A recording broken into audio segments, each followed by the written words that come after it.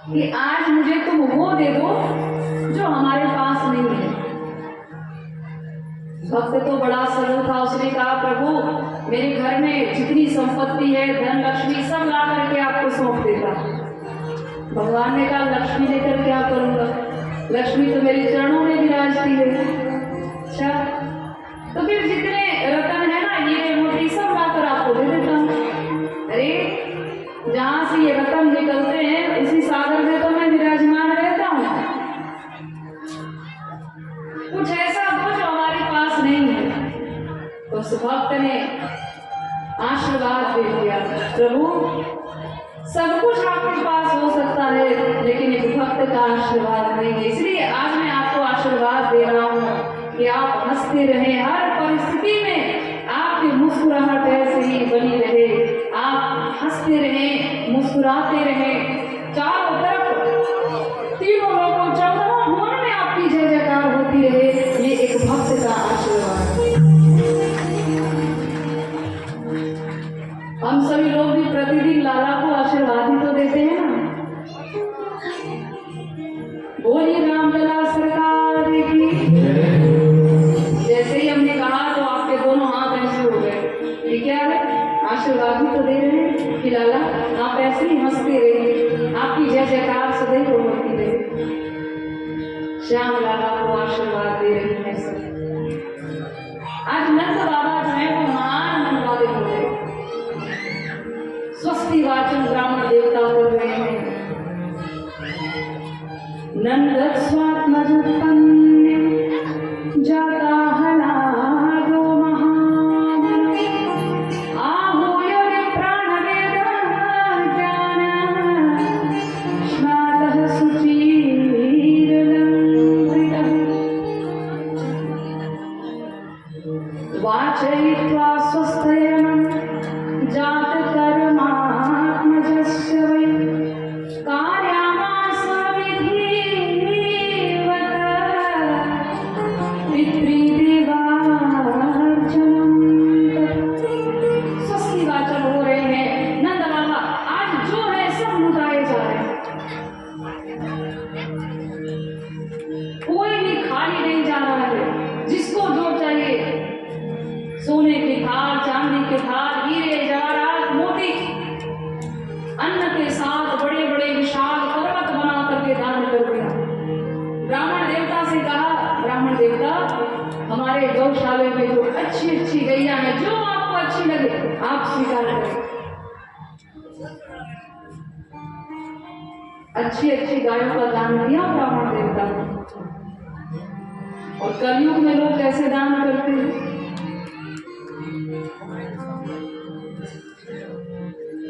स्वयं के लिए पहननी हो तो खूब अच्छी साड़ी होनी चाहिए, एकदम महंगी वाली, अच्छी क्वालिटी की। और वही पंडित जी को देना होगा, ब्राह्मण को दान करना हो, कई बार जब कपड़े के दुकान में जाकर के साड़ी या धोती मांगो ना, तो कपड़े के व्यापारी भी जानते, वो पहले ही पूछेंगे पहनना है कि दान करना है। और जैसे ही कहोगे दान करना है, फिर तो ऐसी साड़ी ऐसी धोती निकल कर आती है ना कि पंडित जी बेचारे एक बार जा करके उस धोती को पानी में डाले तो धोती भी सुसाइड कर लेती है शर्म में। ऐसी ऐसी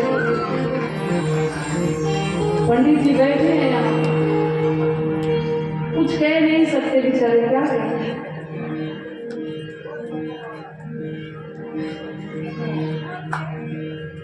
स्वयं के लिए चाहिए तो खूब अच्छी चाहिए। दान भी करना है तो हमारे जितने शास्त्र पुराण हैं पढ़ करके देखिए कैसी चीजों का दान करना चाहिए। देना भी है तो भागवत जी से सीखिए, और मांगना भी है तो भागवत जी से सीखिए। प्रहलाद जी ने जो मांगा कुछ नहीं चाहिए, निष्काम भक्ति मांगिए। और देना भी है तो अच्छी चीजों का दान करें। बहुत ज्यादा देने की आवश्यकता नहीं है, कम दीजिए लेकिन ऐसा दीजिए जिसका ब्राह्मण देवता अपने जीवन में प्रयोग कर सके, तभी तो तुम्हारे दान की सार्थकता है। कई जगह तो ब्राह्मण देवता इधर से लेकर उधर दुकान में दे दिया, काम का क्या फल मिला बता। यहाँ की बात नहीं करो, यहाँ तो ब्राह्मण देवता बहुत अच्छे बेचारे।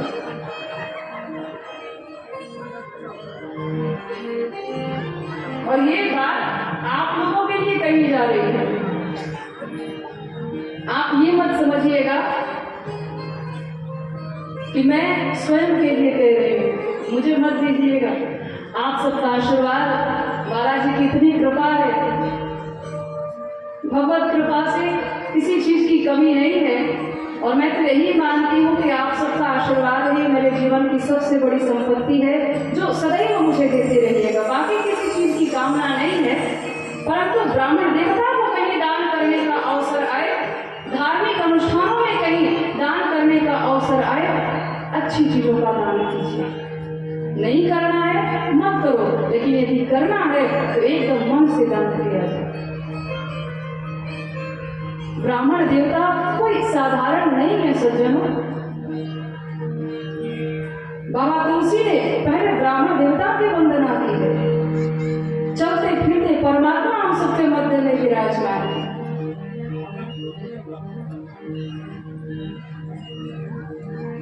बंदा हो प्रथमा महेश्वर चरणा,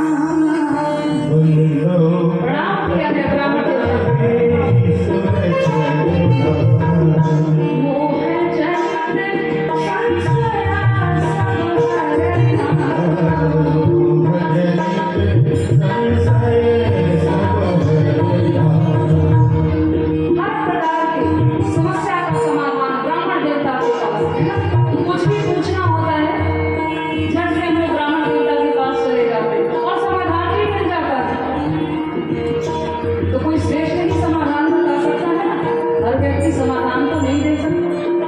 ब्राह्मण देवता का सम्मान कीजिए।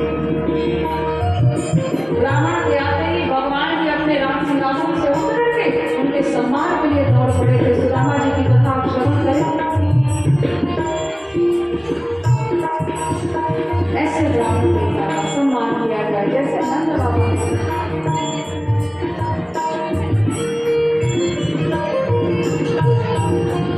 सुजन समाज सकल गुण खाने करम प्रणाम सब प्रेम सुगम। ऐसे हमारे ब्राह्मण देवता। कहा गया तुलसी वृक्ष न मानिए। धरती पर हमारे यहाँ सनातन धर्म में भगवान को कहीं ढूंढने की आवश्यकता नहीं है कि भगवान मंदिर में मिलेंगे कि कहाँ मिलेंगे। भगवान कहाँ है जानते हो? एक बच्चे ने एक महात्मा जी से प्रश्न किया कि Mahatma ji where is God? तो महात्मा जी ने सीधा सा उत्तर दिया कि बेटा वेयर में से डब्लू को काट दे जवाब मिल जाएगा। भगवान कहाँ है? भगवान यहाँ है, यही है। किस रूप में है? तुलसी वृक्ष न मानिए। तुलसी मैया पौधा होते हुए भी केवल पौधा नहीं है, ये हमारे सनातन धर्म की मैया है। तुलसी वृक्ष न मानिए, गाय न मानिए को। गौ माता पशु नहीं है, संपूर्ण विश्व की मैया हमारी गौ माता हम सबके मध्य में, जिनमें 33 कोटि देवता विद्यमान है। सज्जनों, तुलसी वृक्ष न मानिए, गाय न मानिए वो, ब्राह्मण मनुज न मानिए, ये तीनों नंद किशोर। तीनों नंद किशोर। ब्राह्मण मनुष्य होते हुए भी मनुष्य नहीं है, वो साक्षात पृथ्वी के प्रत्यक्ष देवता हैं, जिनका दर्शन करके हम अपने नेत्रों को सफल करते हैं। हमारे जीवन के प्रत्येक समस्याओं का समाधान ब्राह्मण देवता के पास है। ऐसे ब्राह्मण देवता का सम्मान कीजिए।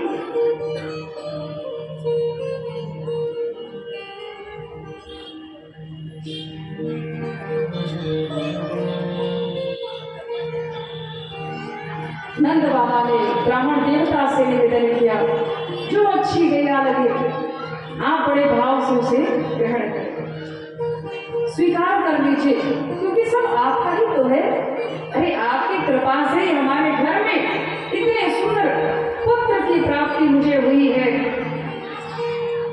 आपकी कृपा ही तो है रावण देवता।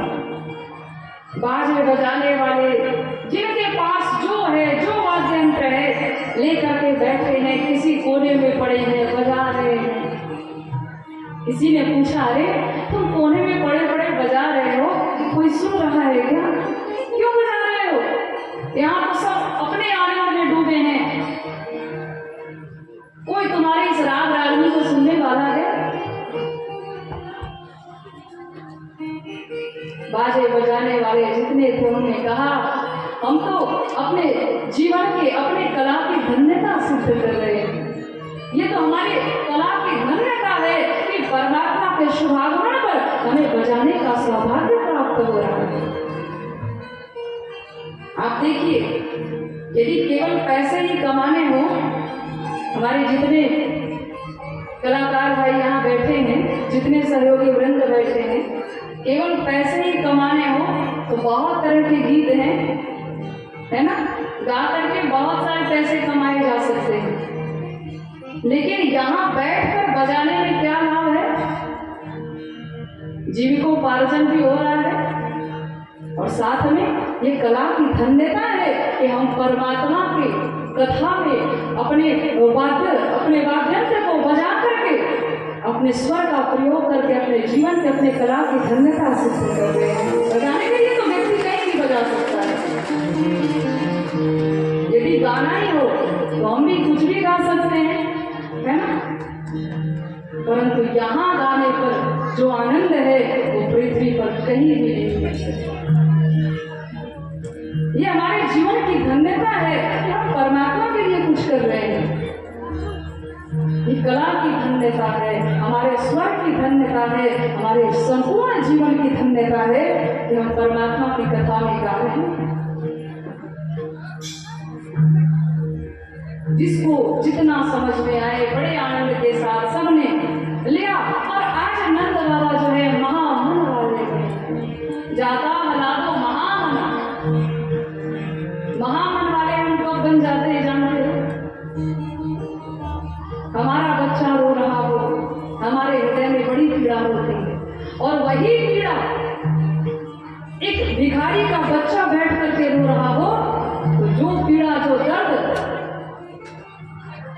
हमारे अपने बच्चे के लिए हमारे हृदय में होता है, वही पीड़ा, वही दर्द यदि उस भिखारी के बच्चे के प्रति भी होने लगे तो समझ लीजिए कि हम महामन वाले हो गए। एक दया का भाव हो, वात्सल्य का भाव हो, सबसे प्रेम करो। क्यों? प्रेम परिचय को पहचान बना देता है, प्रेम वीराने को गुलिस्तान बना देता है। मैं आप बीती कह रही हूँ, वैरों की नहीं, प्रेम इंसान को भगवान बना देता है, प्रेम इंसान को भगवान बना देता है। सबसे प्रेम दीजिए। कोई भी बुरा नहीं है सज्जनों, किसी से भी घृणा करने की आवश्यकता नहीं है। ईश्वर अंश जीव अविनाशी। जो भी इस दुनिया में आया है सब तो उसी का अंश है ना। जैसे कहीं आग जब जलती है, पुआल देखा है आपने? पुआल समझते हो या नहीं? अब पता नहीं बंगाल में क्या कहते हैं। हाँ? और अच्छा, कौन? ठीक है। उसे जब जलाया जाता है तो आप देखते होंगे बहुत सारी चिंगारियां जो है कुछ इधर कुछ उधर उड़ करके जाती है। वो चिंगारी इधर उधर जा तो रही है, सैकड़ों चिंगारी है, लेकिन वो चिंगारी किसका अंश है? उस अग्नि का अंश है जिसे एक जगह आपने जलाया है। तो परमात्मा एक है और हम सभी उसी के अंश हैं जो इधर उधर सब बिखरे पड़े। सबसे प्रेम करो। घृणा पापी से नहीं करनी चाहिए, घृणा यदि करनी है तो पाप से करो। वो व्यक्ति जन्म से बुरा नहीं है, परिस्थिति बस, काल कर्म बस वो बुरा बना पड़ा। कोई भी व्यक्ति इस दुनिया में बुरा नहीं है, सब अपने हैं। और जिस दिन ये भावना हमारे आपके मन में जागृत हो जाएगी सब महान वाले हो जाएंगे। नंद बाबा से कोई कहता, अरे बाबा आपके बड़े भाग जो आपके घर लल्ला हुआ है, तो नंद बाबा झटते कहते, इसमें हमारा कुछ भी नहीं, कोई बड़प्पन नहीं है, ये श्रेय तो आपको जाता है, आपकी कृपा हुई, आप सबने मंगल कामना की, आप सबका आशीर्वाद मिला, जिसके फलस्वरूप मुझे पुत्र रत्न की प्राप्ति हुई। ये है महामन, राम में आए जो दीन दुखी, सबको गले से लगाते चलो, सबसे प्रेम करो।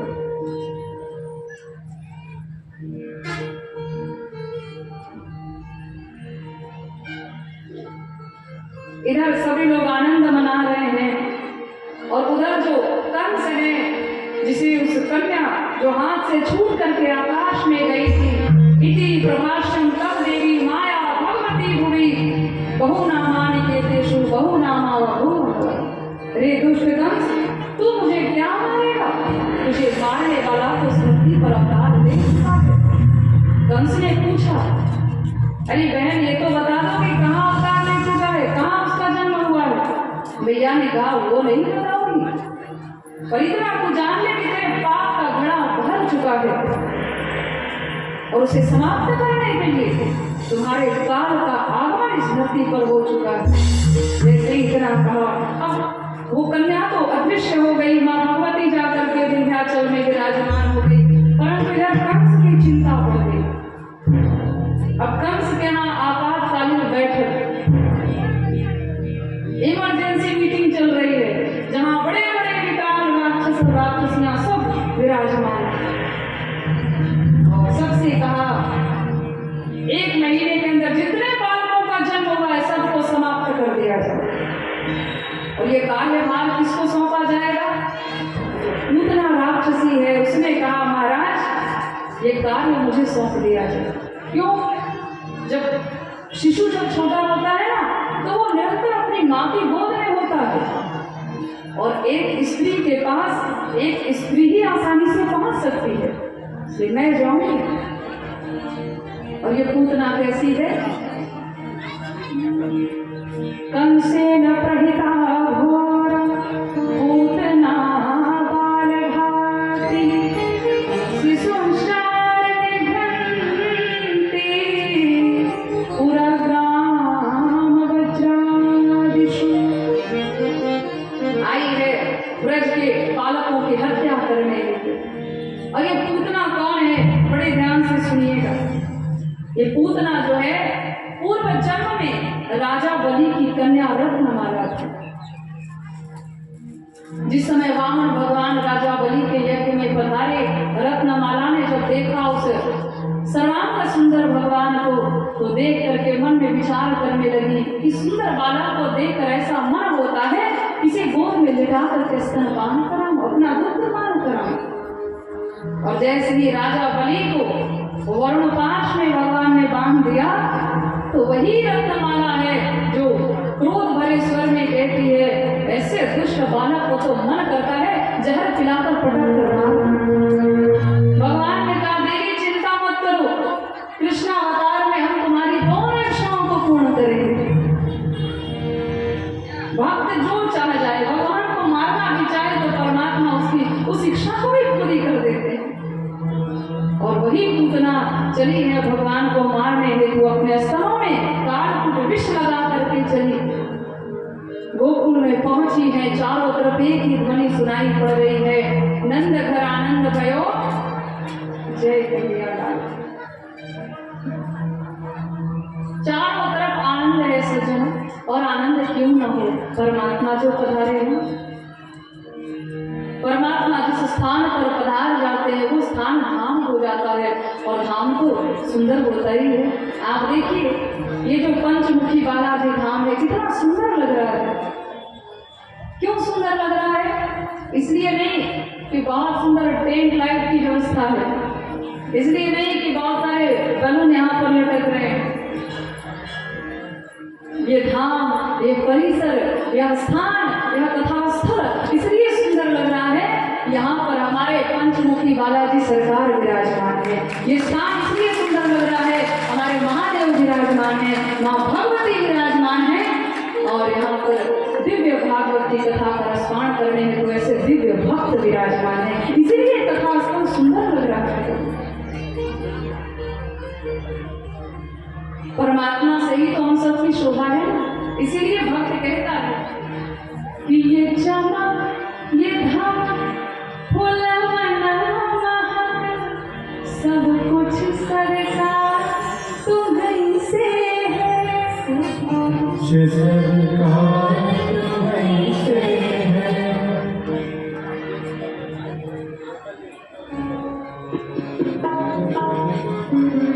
आइए बड़े भाव से हम सभी लोग गाएं, आनंद के साथ भगवान से कहें, प्रभु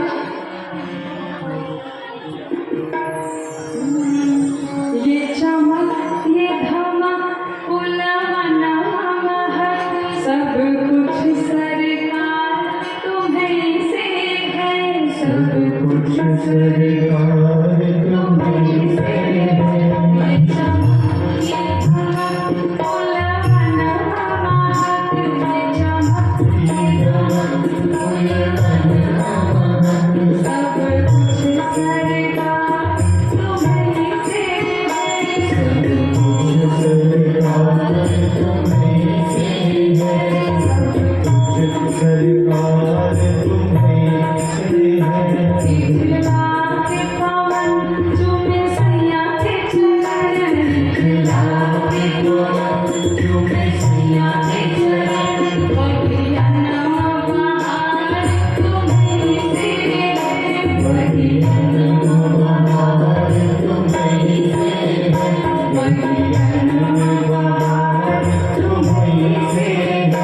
वही अनम बहार तुम्हीं से है। ये हमारी सरकार की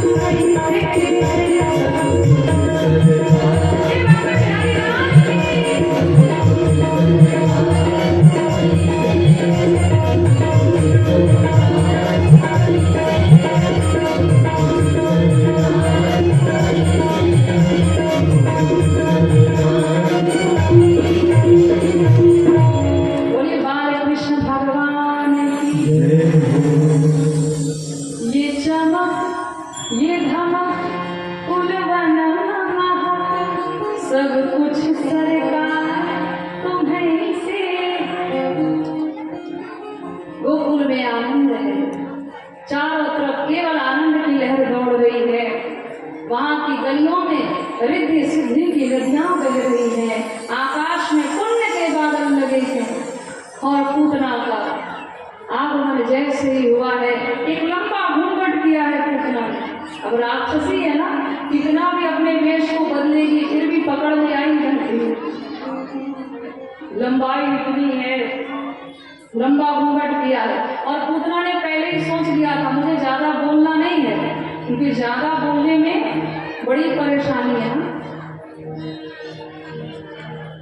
सुनने में उतनी परेशानी नहीं है, लेकिन बोलने में बड़ी कठिनाई है।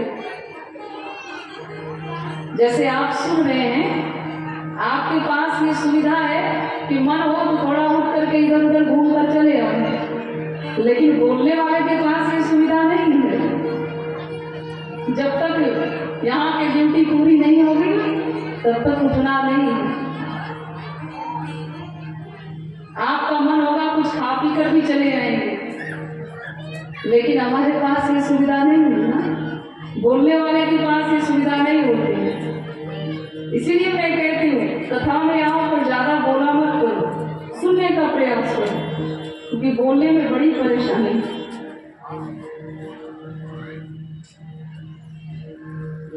बोलने वाले को बहुत संभल कर बोलना पड़ता है, कहीं कुछ गलती ना हो जाए। और आप कुछ भी सुनते रहें, कुछ भी उधर जाकर बोलते रहें, कोई परेशानी नहीं। पूतना ने पहले ही सोच लिया था मुझे ज्यादा बोलना नहीं है। अब गोपियों ने देखा, अरे बड़ी सुंदर सज धज कर गोपी आ रही है, लगता है बड़ी दूर से आ रही है। जाकर पूछ दिया, देवी आप लाला को बधाई देने आई हो? पूतना कहती है हाँ। अच्छा, लगता है बड़ी दूर से आ रही हो?